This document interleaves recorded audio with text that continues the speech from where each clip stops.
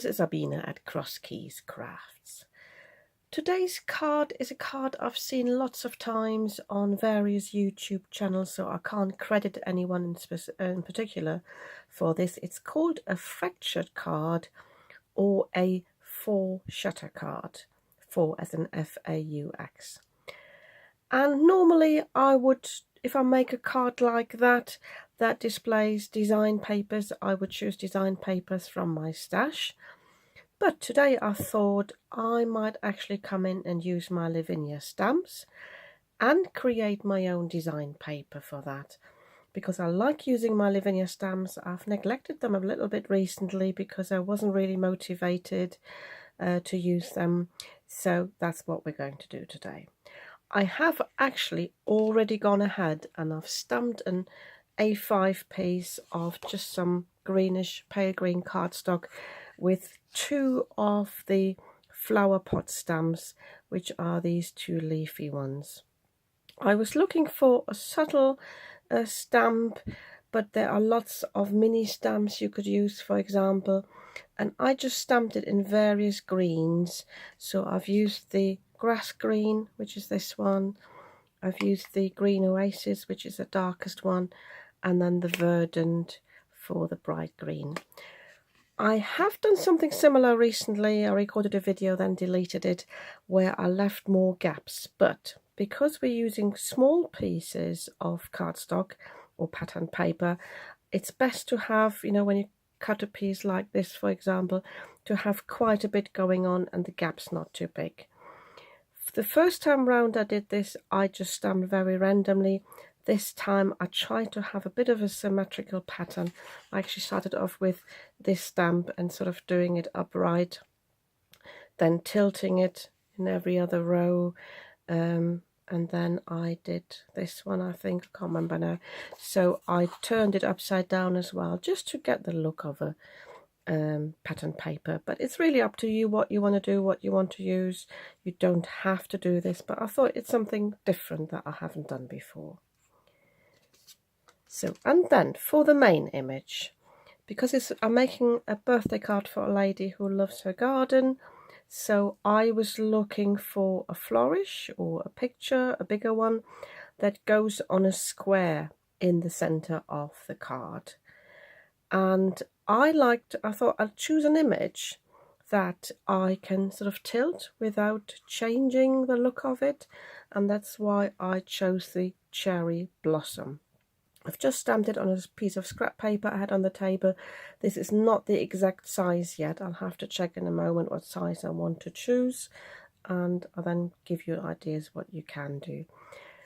Because we need a square for the center, but the image will actually be like a diamond, so I'll probably have it facing this way up. So choose a picture accordingly that you like, but you can also have a plain piece, a plain square in the middle, and then maybe die cut a circle that you stick on the top. It's really up to you. So, and I stamped this in pine cone. I didn't want any harsh black. I think this goes nicely with the colours. But I stopped myself there and I thought I better put the camera on now because I want to show you quickly how I colour this. I'm going to use my Zig brush pens. This is the light carmine, but when I place it on some paper, you see it's pretty dark and I don't really want it that dark. So my idea is to just apply it like a watercolor pen. So I've got a bit of water on my acrylic block. Let me zoom in a little bit for you as well. I'm just putting my ink sort of next to it. It's already a little bit wet there, but that's fine. And then I'm just taking a clean brush and I'm mixing that water in to basically get a watercolor, because I really want this just to be very subtle. I might have shown this technique before in one of my videos. Got a little bit of a hair there, so, and then I can just go in and color these in, and I've got a much subtler look than if I went in straight with a pen. I'm not doing any shading or anything. I really just want a hint of colour.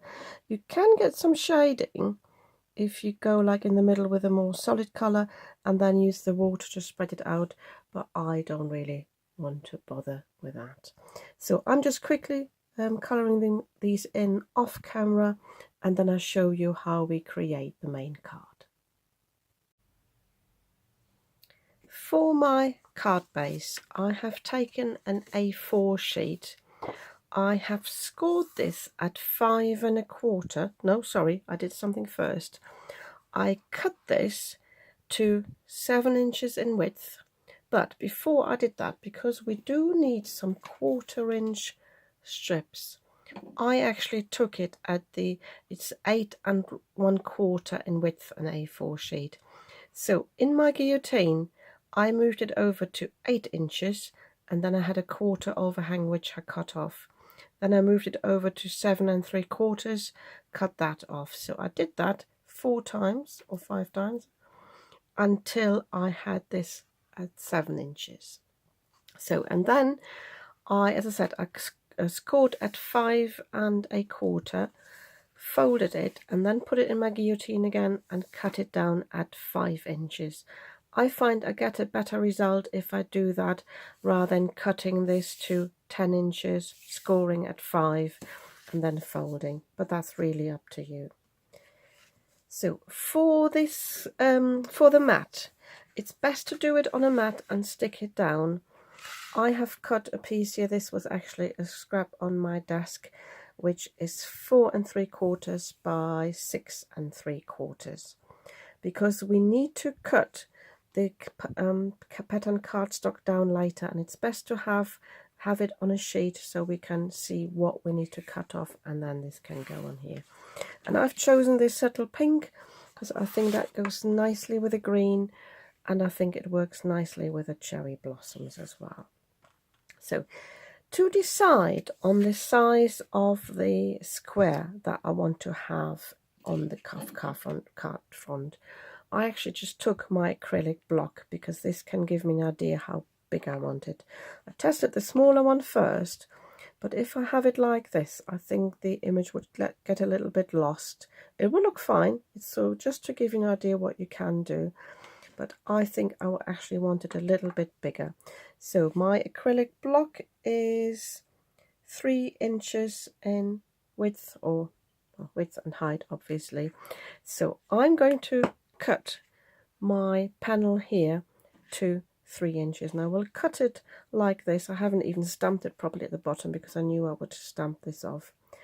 I am contemplating whether I want to introduce a little bit of green around it, but I think I'll leave that for now. So I quickly do this off camera.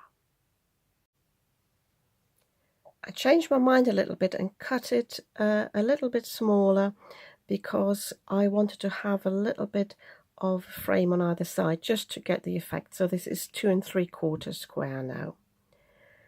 So it's up to you where you want to place your square, whether you want it more like in a corner, although you might lose a little bit of the effect, whether you want it to bang in the middle. I wouldn't mind, I think, a little bit further to the top, and then I can place a sentiment here at the bottom. So what I'm going to do to align it properly is I'm going to put a line in the middle of my card. So I've placed it here on my grid mat so I can see where the middle is, there and there, and I'm just putting a pencil line. This will all disappear later, so I can put a light pencil line there, and that shows me now where I need to put the 2 points of the diamond so I don't have it wonkily. You could have that as well if you want that as an effect, but I think I'll have it like this. I'm just seeing which way around I want it. That's why I said it's nice to have a motif that you can tilt, because I think I want these branches sort of facing upwards. So I'm using my Barely Arts glue. I haven't even checked whether it's clogged or not. It is. It's never badly clogged, so I just use a little needle and poke through, and then it's fine to go. So I can't say anything bad about this glue, except for maybe the price point. But yeah. So, make sure I've got it the right way around. Yeah. So as I said, point of the diamond, or the tip, sorry, the 2 points on the line, and then I know it's straight. So, and then we come in with the effect. So you need your 1-inch strips. Again, you can change the width of these, but I think a 1-inch strip is fine. And you don't even need the full length of that. So I will actually mark where I will cut mine down a little bit so I don't put too much glue on it. So, scissors here.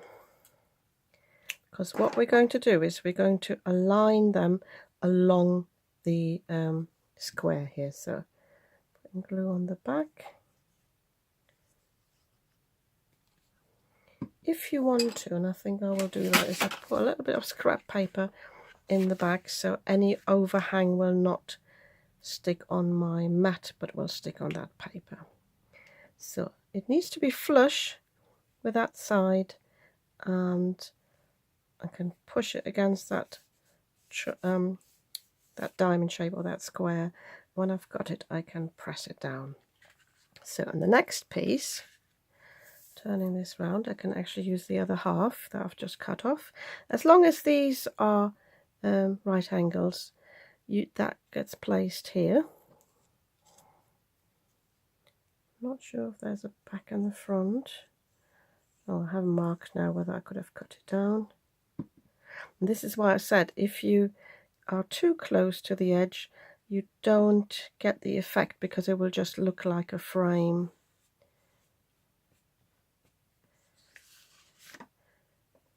Bit of excess glue there, but that's okay because we're covering that as well in a moment.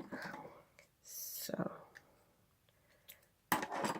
you can actually, thinking about it, you can actually apply the glue here, and then you know you don't have any excess on the strip. I think I've seen some crafters as well that used an adhesive sheet, but I think the problem with that is if you can't really move it. Once it's stuck down, it's stuck down.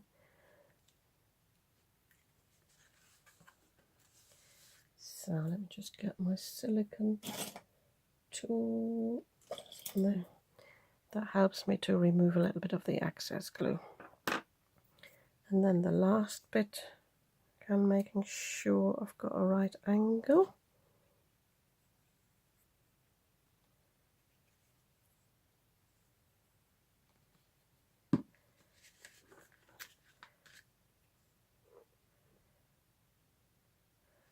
That can go here.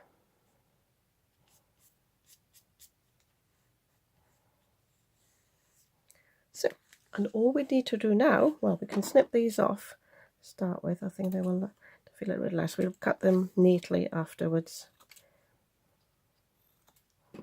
So, and now we take our pattern paper, and this gets placed now into these corners. I will actually start with the biggest one here, just to make sure I've got enough there, because I haven't really measured that piece. So just testing which side I want. I think I will actually put this bit in. So I'm applying glue everywhere here. I'm sure I've got enough in those corners.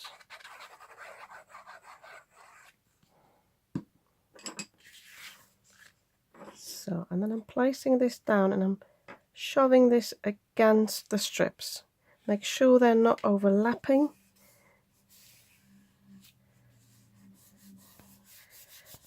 Pressing this all down.